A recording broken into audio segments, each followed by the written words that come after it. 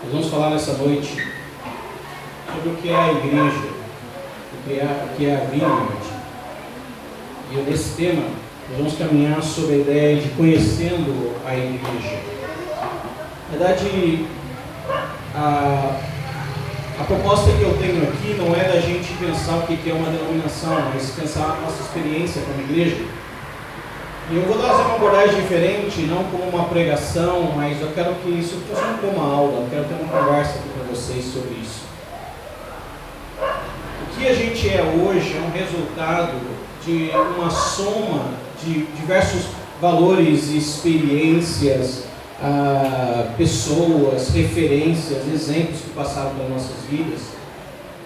E a gente vai se construindo, a gente vai construindo a nossa identidade, vai construindo a nossa forma, vai construindo o nosso jeito de ser, nosso jeito de fazer igreja. E quando a gente responde essa pergunta, o que é a Vineyard, como a gente conhece bem essa igreja, a gente tem que pensar onde essa igreja começou. E a história da igreja Vineyard começa em Atos dos Apóstolos, capítulo número 2. Eu quero ler a partir do versículo 41 ao versículo de número 47, que deve ser a raiz do surgimento de toda e qualquer igreja cristã. A gente não pode fugir dessa raiz. A gente não pode fugir dessa essência. A igreja Vineyard é uma igreja que nasceu no Pentecostes. É uma igreja que nasceu do ajuntamento dos primeiros discípulos, quando visitados pelo Espírito Santo, naquele ajuntamento em que os apóstolos de Cristo e os outros discípulos estavam ali reunidos. Uma igreja apostólica, uma igreja que nasceu da realidade, da experiência de uma comunidade, nasceu pela visita do Espírito Santo no Pentecostes. E qualquer igreja que tenha uma proposta diferente do que essa para descrever a sua essência, onde ela nasce, onde ela surge, ela tem um problema sério. Porque ela vai ser uma igreja muito bem identificada com a realidade dos homens, mas pouco com a realidade do reino de Deus. Não é uma igreja de Cristo. E a igreja de Cristo, ela nasce assim.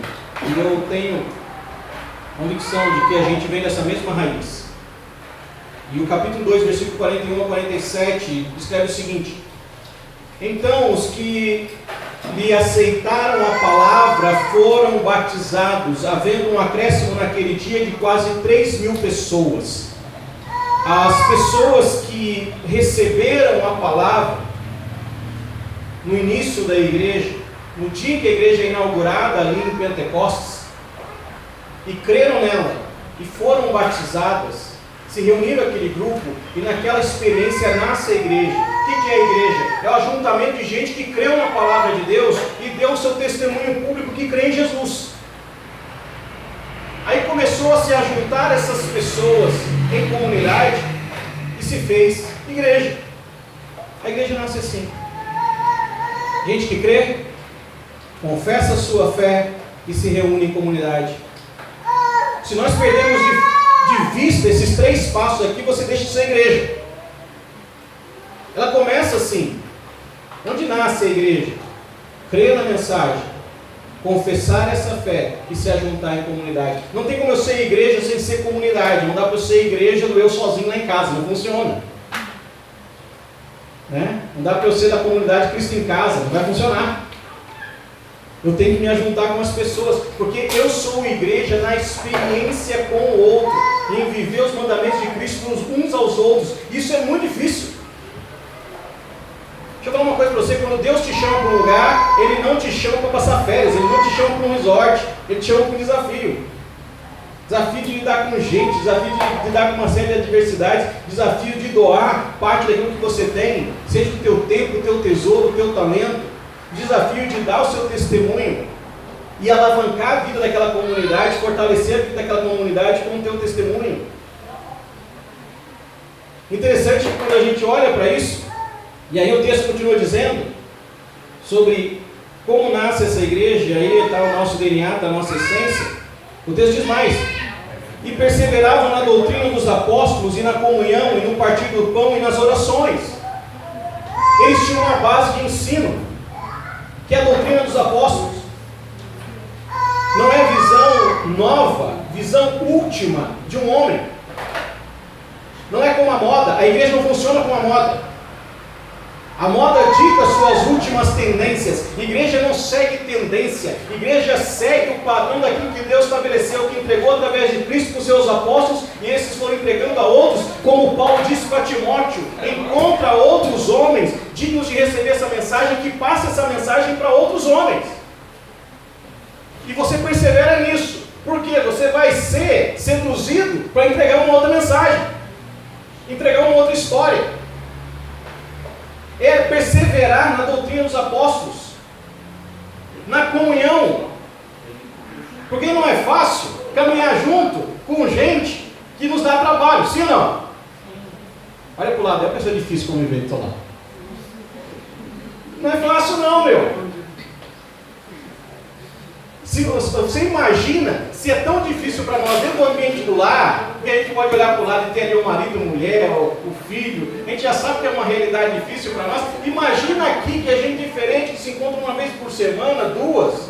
Quem teve na quinta-feira lá em casa teve até um final feliz, né? Muito açaí com mousse maracujá, né, Pedro? Às vezes é gostoso. Você reúne com a igreja e tem umas coisas legais, mas nem sempre a vida termina com toda essa doçura. Porque suportar uns aos outros, que é o mandamento que o Cristo nos deixou, é dar suporte, é ser pé de mesa, é ajudar, é ser escola. Isso significa que alguém vai precisar da gente, isso dá trabalho. Eles perseveravam também no partir do pão e nas orações. Esse partir do pão é a ceia, tá? A ceia do Senhor. Eles tinham esse valor, tomarem a ceia juntos, para lembrar o sacrifício de Cristo, e oravam uns pelos outros. Oravam pela nação de Israel, oravam pelos governantes daquele tempo, oravam pela igreja, oravam para que Deus abrisse portas para que a igreja pudesse crescer, oravam para as pessoas serem curadas, oravam pelos seus filhos, oravam para que as pessoas pudessem consertar os seus casamentos, oravam o tempo todo, usavam isso como um recurso de solução. Você tem problema? Oração é um recurso de solução. Tem gente que acha que o dinheiro é solução para tudo. Se a gente olhasse como crente para a oração, como homem a gente olha para o dinheiro, a gente orava mais, sim ou não? Sim ou não?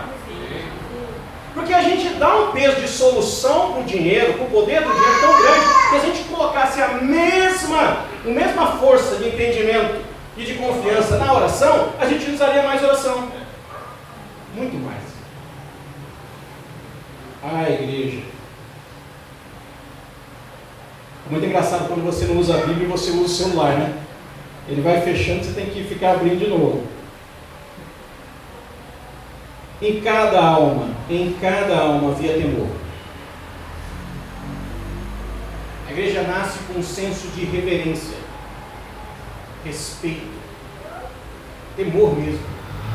Medo de errar, medo de vacilar, medo de magoar. Olha, não existe um senso maior de temor do que essa ideia de não deixar o outro sofrer. Eu tenho medo de fazer o outro sofrer, se decepcionar comigo. A igreja tinha esse senso de temor. O compromisso dela estava ligado a não decepcionar a Deus, a não ferir a Deus. Aquilo que os apóstolos escreveram sobre não entristeçais o Espírito Santo era uma meta. Eu não vou causar tristeza.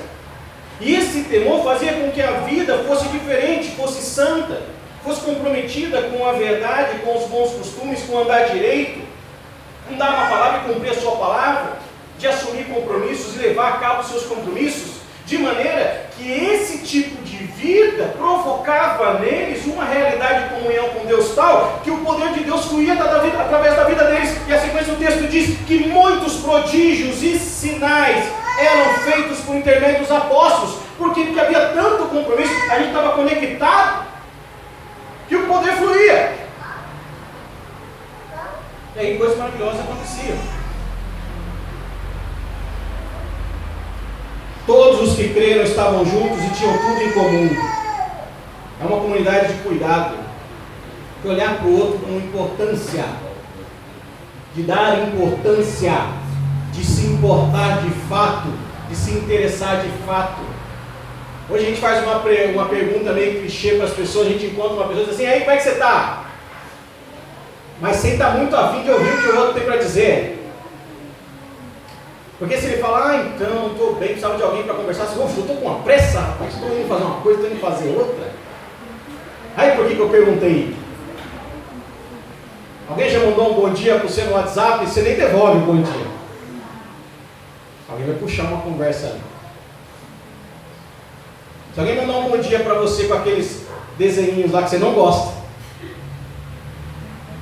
e você mandar de novo um bom dia, como é que você está hoje? Prepara, você vai ver o que vai acontecer. Lá vem o textão. A gente não gosta de textão. A gente não gosta de conversa muito longa. A gente não gosta de dar tempo para as pessoas. Mas lá o texto diz que se importavam uns aos outros e tinham tudo em comum. Deixa eu falar, sabe uma coisa que mais comum eles tinham para compartilhar? Às vezes a gente olha para o texto dele e a gente pensa que é dinheiro, a gente pensa que é comida. Vou dizer uma coisa para você, que todo mundo é pobre hoje. Tempo. Quantos amigos você tem? O desafio é você contar nos dedos. Ah, eu conheço uns pais de camarada aí. Não. Quantos amigos você tem? Dedica tempo para você. Quantas pessoas realmente dão tempo para a gente? É difícil.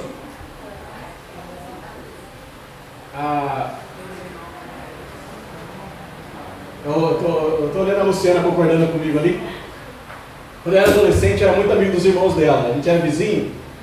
E era muito engraçado que a gente passava muito tempo conversando. Eu lembro quando eu era moleque, ia entrar para dormir umas 2 horas da manhã, ficava conversando com ela no poste. E era uma coisa de maluco, começava às 8 horas da noite até às 2 da manhã, não sei quanto tempo para conversa assim. Gente, dá o quê? Faz a conta aí, são 6 horas, é isso mesmo? 6 horas? O que esses meninos tinham para acrescentar na minha cultura? Não sei. Mas era uma coisa muito legal essa troca de tempo com os amigos. Olha um pouco mais para a sua realidade de infância, até mesmo de adolescência, a gente vai ver que a gente dedicava mais tempo para as pessoas. A amizade tinha alguma coisa muito ligada a tempo. Ah, vou lá na casa de fulano, vou passar um tempo com ciclano, nós vamos jogar bola junto, nós vamos andar de bicicleta. Estava uma ideia muito ligada a dar tempo para as pessoas. Precisamos ter algo em comum hoje de volta. E tempo é uma coisa importante.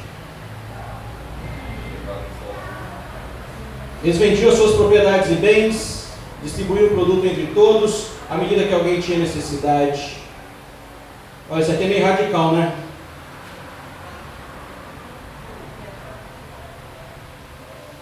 Me empresta um aí. Já corre. Mas havia um senso de relacionamento tão profundo que a necessidade do outro passava a ser sua necessidade também. E ver a necessidade do outro suprida passava a ser uma necessidade tua também. Isso é muito próprio hoje, a gente até vê nos dias de hoje na relação familiar. Ainda tem família que se socorre, ainda tem filhos que socorrem os pais, pais que socorrem os filhos, irmãos que socorrem uns aos outros. Ainda a gente vê isso, mais no próprio seio familiar. Mas aquilo ali extrapolou a realidade da família. O que Jesus inaugurou com a igreja foi um novo tempo de extravasar, de cuidado, de amor, de importância, de tempo, de maneira que as pessoas até disporam dos seus bens para socorrer os seus irmãos. Eu quero dizer para você que esse aqui foi um episódio especial, tá? Não é a ideia aqui que a igreja passou a ser uma comunidade comunista, onde as pessoas compartilham todas as coisas. Não. Esse aqui é um episódio especial que acontece quando Pedro prega em Jerusalém para o povo que estava lá na festa de Jerusalém, e eles se reuniram à igreja e não voltaram para suas cidades, e aí acabou o dinheiro deles e precisavam ter as suas necessidades supridas, precisavam de um lugar para dormir, precisavam de comer alguma coisa, então as pessoas estavam lá se movendo em solidariedade. É uma igreja solidária, uma igreja que se importa com a necessidade do outro. Por isso que a Bíblia nos chama a ser solidário o tempo todo. Alegrar com os que se alegram e chorar com os que choram. E o que é chorar com o outro? É solidarizar com ele. O que é se alegrar com o outro? É solidarizar com ele. As pessoas gostam de estar num lugar de festa. Me chama para a tua festa que eu vou. Eu vou lá te abraçar, eu vou lá festejar com você. Mas o dia da tua dor também é importante. E na tua dor, cadê o abraço?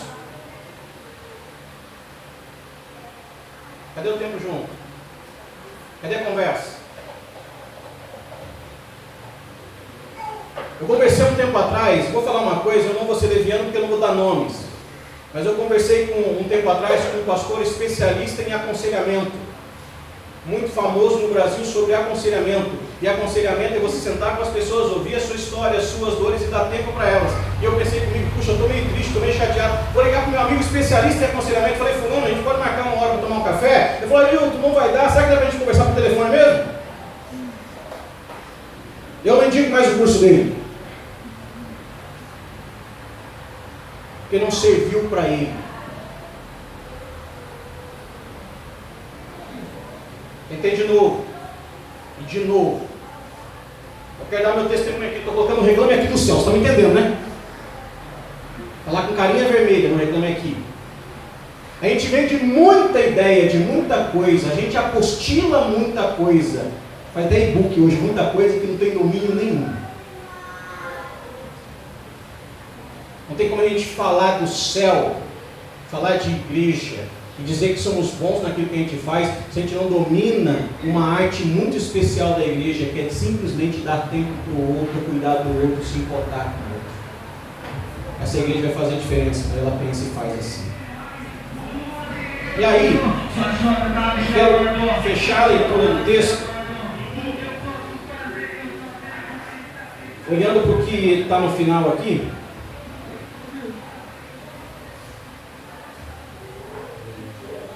E o versículo diz o seguinte: diariamente perseveravam os unânimes do templo, partiam o pão de casa em casa e tomavam suas refeições com alegria e singeleza de coração. Era a vida comum das pessoas se conhecerem, conviver nos mesmos ambientes. E o texto final, o versículo final diz assim: louvando a Deus e contando com a simpatia de todo o povo. Porque as pessoas até de fora, que não faziam parte da igreja, admiravam aquela comunidade. E ela se tornava simpática ao povo do seu tempo. Esse é o texto introdutório para eu falar para você como que essa igreja nasce. A Vineyard.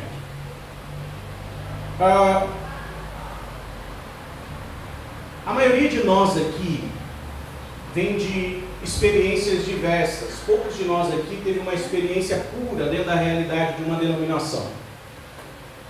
Eu, por exemplo, me converto numa igreja pentecostal, passo um tempo numa igreja neopentecostal, vou para um seminário interdenominacional, fui pastor de uma igreja tradicional, aí eu volto para uma igreja independente, vou para uma igreja independente e hoje estou plantando uma igreja independente também, que é ligada ao movimento internacional.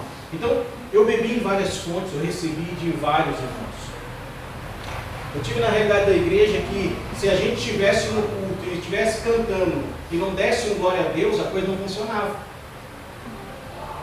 E se o pastor estivesse pregando e se não desse um glória a Deus, a mensagem não está boa, parece que você está fria, essa igreja é fria. Aí depois eu saí com uma outra realidade de uma igreja que as pessoas ouviam com muito silêncio e muita atenção, porque aquele era o jeito de adorar. Bater palma é uma coisa meio ofensiva, não vamos fazer barulho aqui. Então, são realidades diferentes que a gente vai bebendo e vai pegando uma coisa boa aqui e uma coisa ali. E aí vai fazendo aquela mistura que é a gente hoje, e eu olho para a história da Vineyard, é a mesma realidade, é uma estrutura muito simples, razoavelmente simples, que nasceu com uma ideia, a sensação de reunir as pessoas numa experiência familiar. A igreja nasce assim. Um jovem se converte. Uma vida muito bagunçada.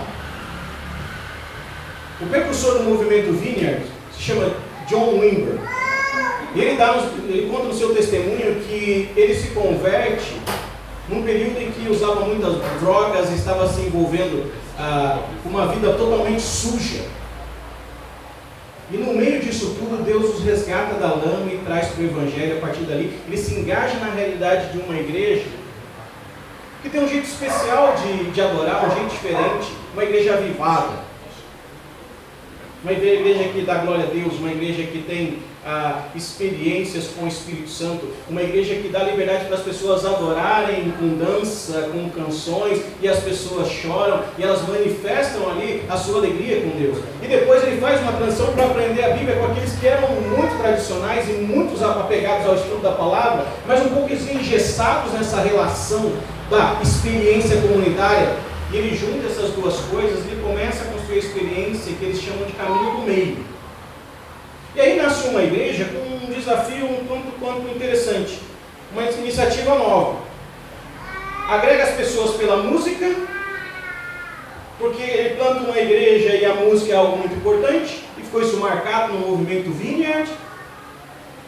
Muita gente conhece a Vineyard pelas músicas, pelos CDs, e muita gente não sabia que era uma igreja, ela nasce como uma igreja, mas ela valoriza a adoração comunitária, valoriza uma execução simples das canções, valoriza uma música congregacional e valoriza uma adoração íntima, cantada na primeira pessoa. Por isso que as canções que a gente canta são canções na primeira pessoa. Senhor, te quero, eu te quero, eu venho me derramar, tu és o meu respirar. Eu vou cantando na primeira pessoa e eu vou vivendo uma experiência pessoal com Deus, apesar de ser uma experiência comunitária, porque todos nós cantamos. Todo mundo canta junto. Parece que está cantando sozinho, mas a igreja toda canta, numa só voz. Me derramar, dizer que te amo, me derramar, dizer te preciso, canta comigo. Me derramar, dizer que sou grato, me derramar, dizer que és formoso. É íntimo, é pessoal, eu que estou cantando. E esse jeito de adorar, esse jeito de ensinar, com formas simples de executar as canções, uma forma simples de cantar, qualquer pessoa se sente convidada a participar daquilo. A igreja nasce nesse momento, uma igreja que acontece na praça, a igreja que acontece na praia, a igreja que acontece na rua, a igreja que acontece nas casas, e ela acontece no contexto no final dos anos 70, início dos anos 80, onde havia muita gente que foi seduzida pelo movimento hippie, viveu aquele movimento e estava lá desgastado, estragado, vomitado para o mundo, perdido. O cabeludo, o barbudo, descalço, que não se sentia enquadrado em entrar na igreja. Imagina uma pessoa hoje, com a descrição que eu coloquei aqui para vocês, entrando aqui na igreja hoje. Hoje você já acharia estranho? Imagine nos anos 70, nos anos 80, uma pessoa seria recebida e ali passou a ser um ambiente convidativo para jovens, e começou a haver uma espécie de conversão em massa. Muitas pessoas começaram a se converter, igrejas começaram a ser plantadas, experiências novas começaram a surgir. Por quê? Porque começaram a clamar o poder de Deus, começaram a clamar experiências com o reino, abriram espaço para que Deus pudesse se manifestar, e pessoas eram curadas. E pessoas eram transformadas. Pessoas eram libertas de espíritos malignos. Pessoas eram libertas dos vícios. E em massa as pessoas vinham e eram batizadas, e ali começa um movimento muito especial. O movimento Vineyard ficou conhecido no mundo como um movimento especial de cura.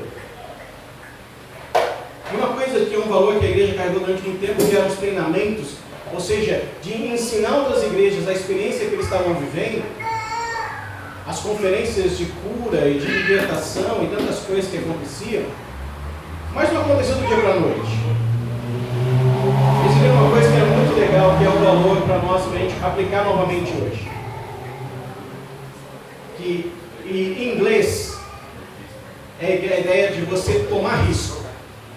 Para nós é uma palavra meio estranha, mas a expressão melhor para nós é a igreja que não tem medo de se arriscar.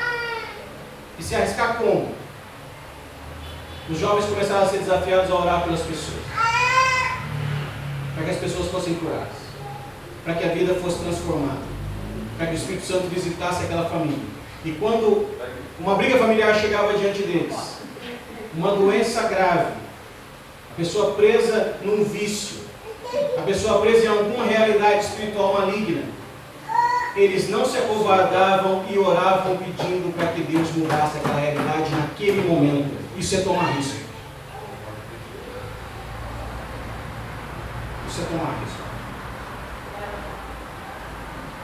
faço para você hoje. Qual foi o risco que você assumiu nessa semana orando por alguém?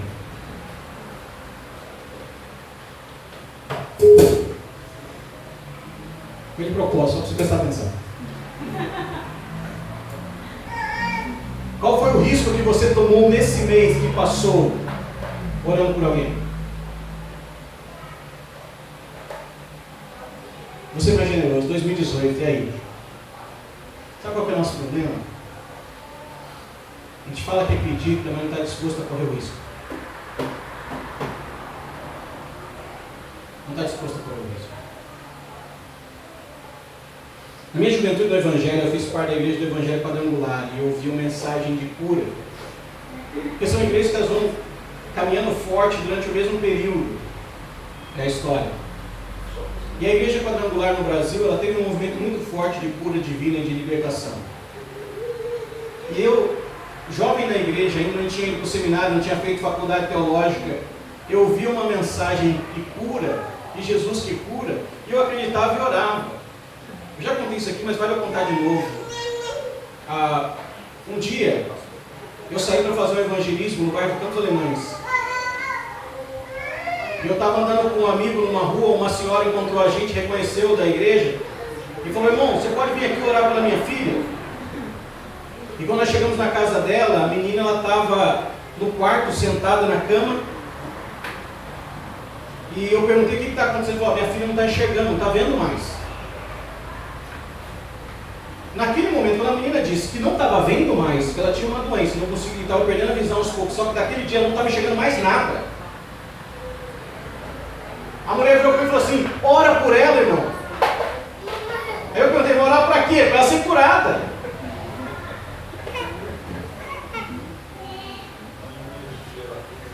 O que você faria?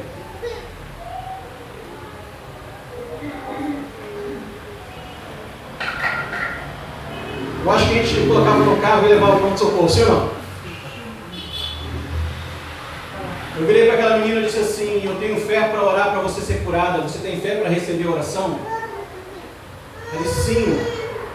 Eu coloquei a mão na cabeça dela, o Edinho estava comigo, ele colocou a mão sobre ela também, a mãe dentro do quarto, aquela menina cabeça baixa, e nós oramos pedindo a cura. Eu pedi para ela: olha para mim agora. Ela olhou para mim e disse: quantos dedos eu tenho aqui? Ela disse: 1. Quanto tem agora? 4. Quanto tem agora? 3. Ela voltou a ver, irmãos, amém? Glória a Deus. A gente começou a chorar e a gente não estava acreditando no que estava acontecendo, e a gente tomou um risco simplesmente porque ouviu uma mensagem, acreditou, e naquele dia a gente exerceu a fé.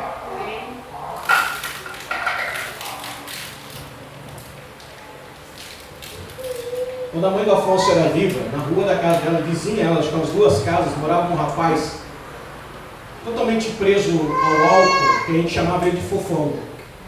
Ele vivia com o rosto todo inchado de álcool. E a mãe dele mexia com espiritismo, magia negra, sei lá o que a mulher fazia, macumba e tudo mais. E aí, como eram amigos, um dia ela me chamou para ir à casa dela, porque o filho dela fazia dias que estava dormindo, não tinha acordado. Não sabia se era um coma alcoólico, ninguém sabia o que era. E foi de novo eu, o Edinho, mais um lá.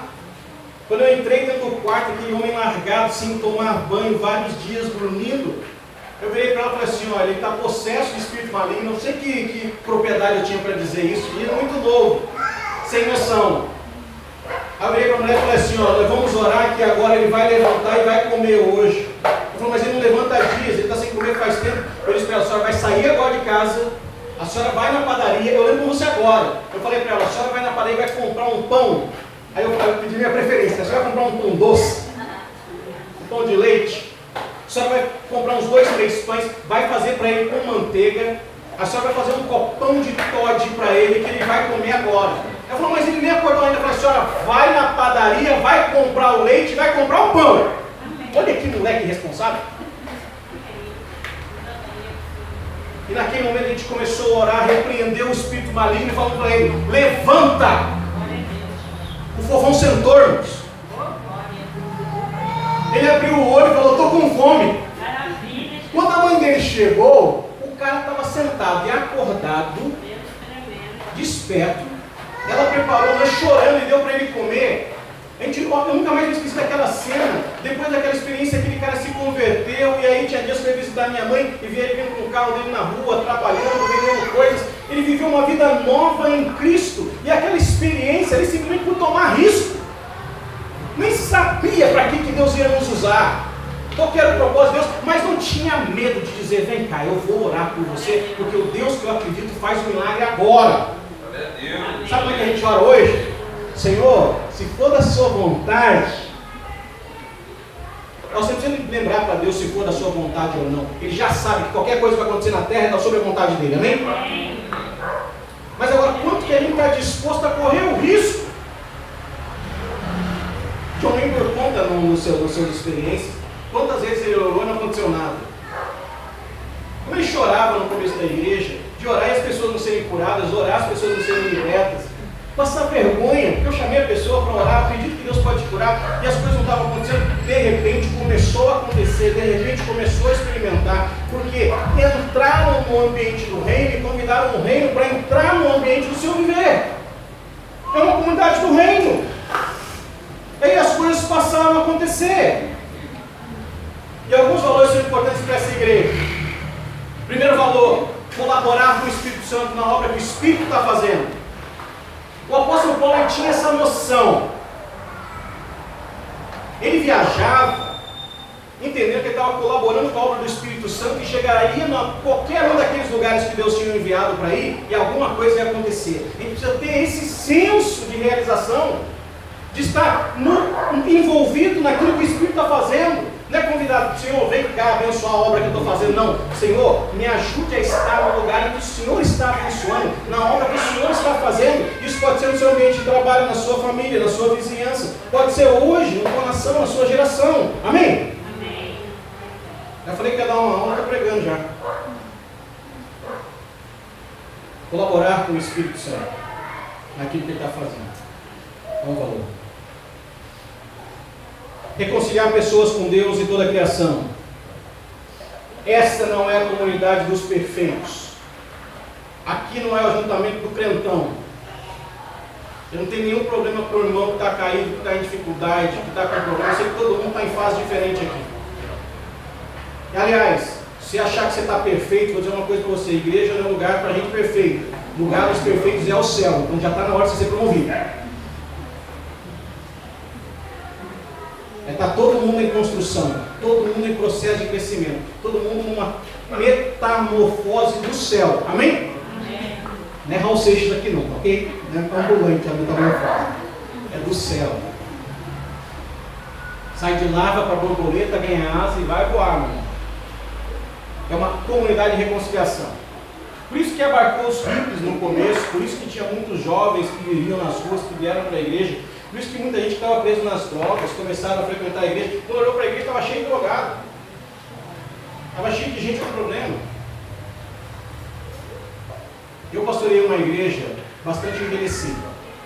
Tinha muito velhinho na igreja. Houve uma época que tinha tanto velhinho, tinha mais velhinho do que jovem, do que adulto. Interessante que todo mundo estava acostumado com a vida muito certinha. Eu estava falando para eles: sabe o que está faltando aqui na nossa igreja? Está faltando aqui gente que tem uma vida que não é direitinho. Eu preciso daquele cara que está preso nas drogas, ele tem que chegar aqui.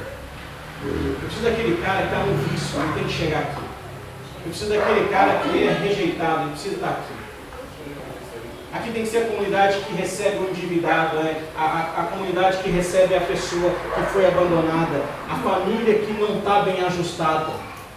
Aqui é a comunidade que recebe muito bem a criança que ainda não é muito bem educada, igual o Pedro, vai falar o tempo todo. E aqui a gente vai ajustando, aqui a gente vai recebendo, aqui a gente vai trabalhando essas vidas. E sabe o que acontece? Essa gente se torna gente do reino. Amém? Amém. É assim que a coisa tem que funcionar. É nesse molde. Engajada numa missão de compaixão, e aí, lógico, é olhar para o outro, na dor do outro e receber. É olhar para o outro na dificuldade do outro e receber. É olhar o outro naquilo que está faltando para ele, não vou sentir falta a você, mas se dispor a complementar. E quando a gente olha para esse tipo de comunidade, a comunidade da compaixão não é a comunidade que mede o outro. Você não está tão bem como a gente aqui. É a comunidade que olha para o outro e diz, você é bem-vinda para a gente crescer junto.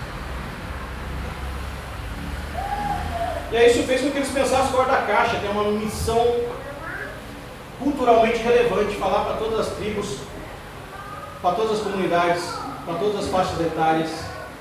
Aí a gente vai ter de tudo. Uma comunidade bem plural na experiência de ser igreja. O que é a igreja? Como a gente conhece essa experiência? A gente começa a olhar para a história, olhar para trás. Esse é um pouquinho da história. Eu quero finalizar dando para vocês alguma ideia do que foi essa comunidade e o que a gente pretende ser como comunidade Vineyard aqui. Primeiro, comunidade que cura. Cura emocional, cura espiritual, cura física.